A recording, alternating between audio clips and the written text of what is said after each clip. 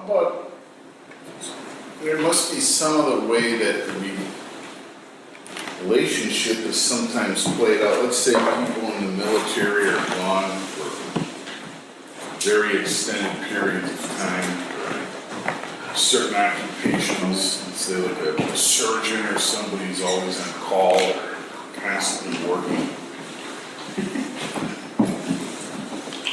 You know, perhaps it's less time they spend, but they're not avoiding their family. Right. So somehow that has to be imprinted into the children or the wife that... I'm going to stop on this section with that comment, and I want to say this to you. This is where each of you and your spouses, if you have them, and your children, if you have them, where you have to customize this to fit your life situation. This is not one size fits all. It's saying you need these 3 ingredients, figure it out. I can't give you the exact answer. For example, the person who leaves for the military for a couple of years has a meaningful relationship, but it's built on primarily hope.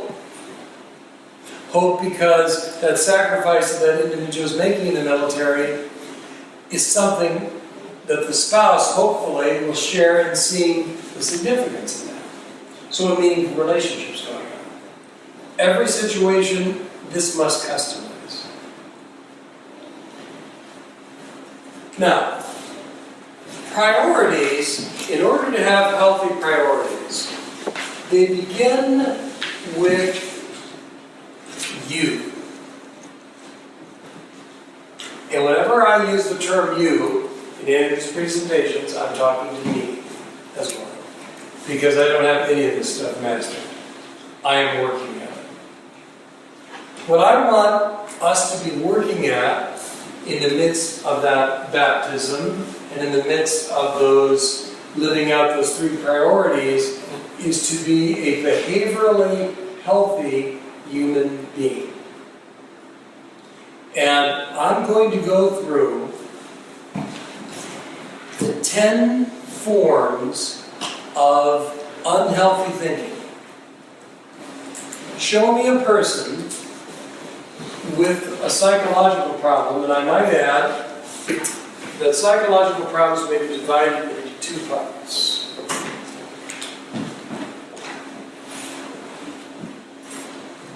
Endogenous is situational.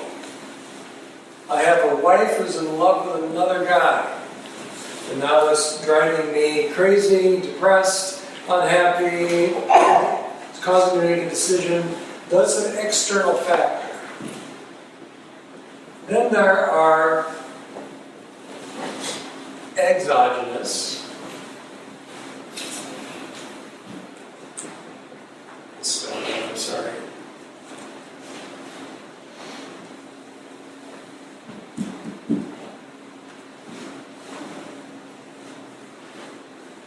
And I did this absolutely backwards, but forgive me and erase that from all. Exogenous is where the guy has the wife who's running around and unhappy. This is situational. And endogenous is biochemical. So I'm thinking of a little boy I worked with horrible mood swings, smashing things, wrecking things. But he can't help it because he has bipolar so severe, up and down, that it's biochemistry that causes many of those behaviors. Exogenous, instead,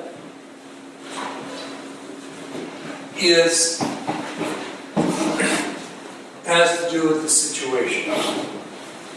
But basically, understanding those 2 things as background, I want to go through the 10 ways that we cause ourselves to have behavioral problems.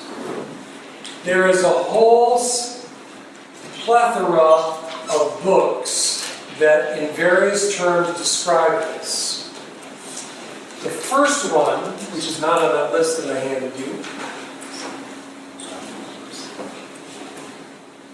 is A New Guide to Rational Thinking by Albert Ellis, who unfortunately was an atheist. And I did my doctoral dissertation on how his thinking, if applied to Christianity, could be a very useful thing. Not the part that denies God. But. And so Albert Ellis was the original one with a new way of rational thinking. The guy who really stole his information is a guy by the name of David Burns with the classic book, Feeling Good. Is that on your list? I don't think it is on the list. I knew I'd be naming books that are not on the list. These are not my favorite books, but these are some. What Burns does is eclectically steal from many different sources the 10 ways that human beings are unhappy or make life difficult.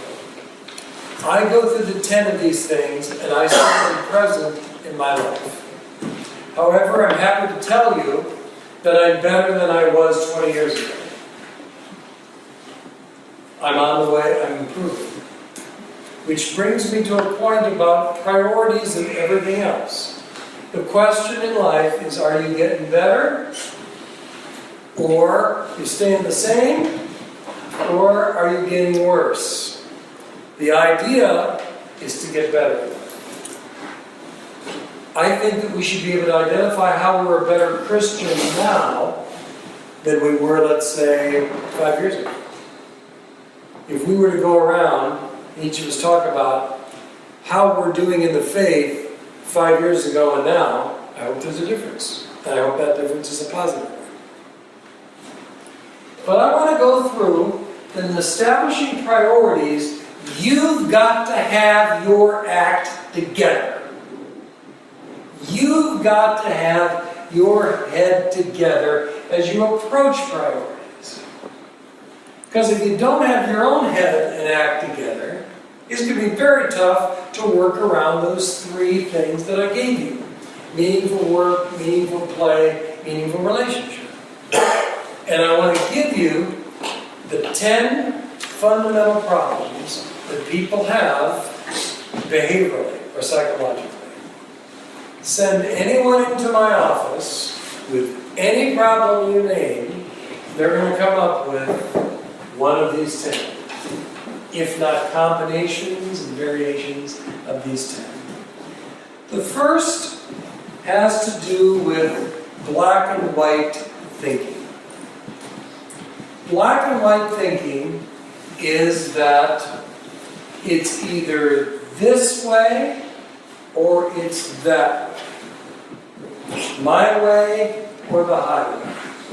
If you love me, you will do this or you won't do this. If you care about me, you'll do this or you won't do this.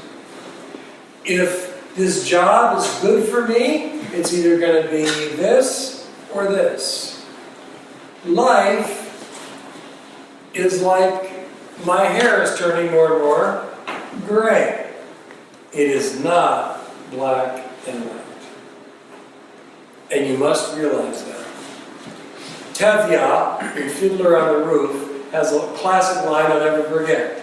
On the one hand, but sometimes there's no other hand. This kind of rigidity and black and whiteness gets us into trouble. And many of us, and we Christians are particularly competent in this, we're black and white thinkers. And I see that so often among people who believe in Christ, but are very black and white. This is not to say there are not things that are clearly wrong and clearly right. Please don't misinterpret that.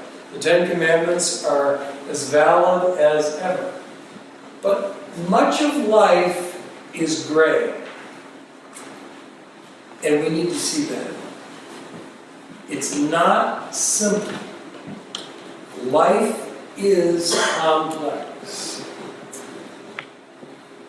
And so, there's 2 sides to every story, sometimes more, and it's seldom just black and white. Why don't people come to church on Sundays?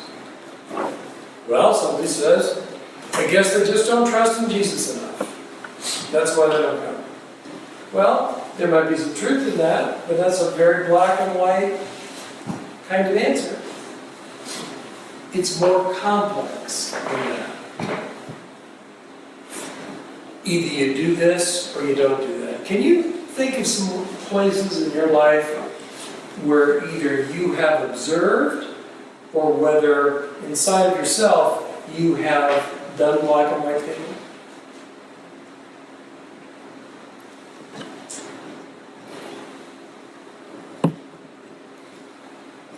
I think the black and white thinking got me in a lot of trouble over the years because I wouldn't consider another opinion or that there could be another possibility. I never really thought about it until now. You can't think of a specific thing, but it's absolutely constant struggle. Part of the key is being aware of the fact that it's a problem. I suspect that all of us have taken a piece of our faith and applied it to something during these thought processes, not decision making. You said, this is a black and white issue. All of us have done it. So it's how many things. Truth to it, I suspect we all fall into it on a regular basis.